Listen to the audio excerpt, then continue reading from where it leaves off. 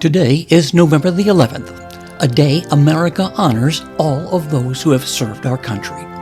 We preserve and share their stories, many handed down by those who saw the tragedies of war. Veterans Day was originally set as a U.S. legal holiday to honor the end of World War I in 1918. It wasn't until 1938, through an act of Congress, November the 11th was made a legal holiday. And now, a special tribute to all who served.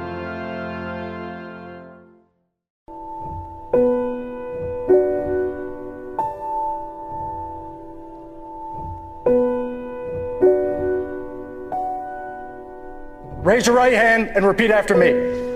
I state your name. Do solemnly swear. To support and defend. The Constitution of the United States. Against all enemies.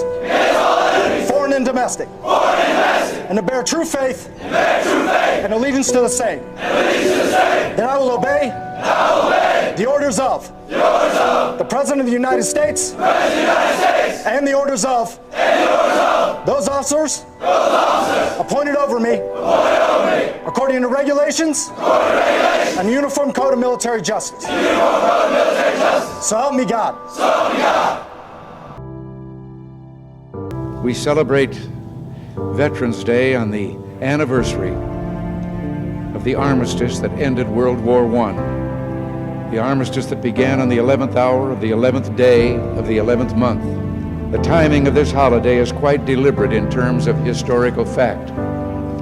But somehow it always seems quite fitting to me that this day comes deep in autumn, when the colors are muted and the days seem to invite contemplation. It is, in a way, an odd thing to honor those who died in defense of our country, in defense of us, in wars far away. The imagination plays a trick.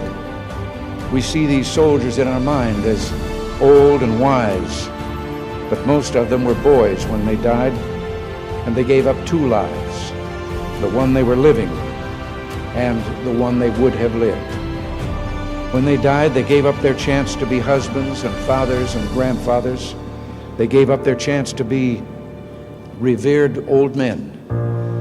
They gave up everything for our country, for us. And all we can do is remember. I will not fail thee, nor forsake thee. In memory of those who gave the last full measure of devotion, may our efforts to achieve lasting peace gain strength. Let us make a vow to our dead.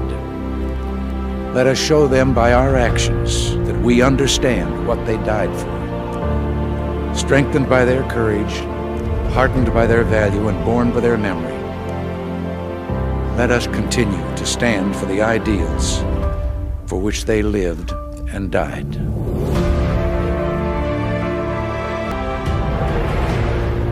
In the long history of the world, only a few generations have been granted the role of defending freedom in its hour of maximum danger.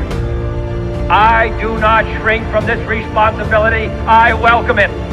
I do not believe that any of us would exchange places with any other people or any other generation.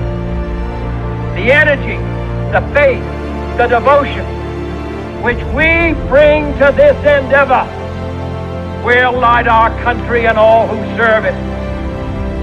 We shall pay any price, bear any burden, meet any hardship, support any friend, oppose any foe to assure the survival and the success of liberty.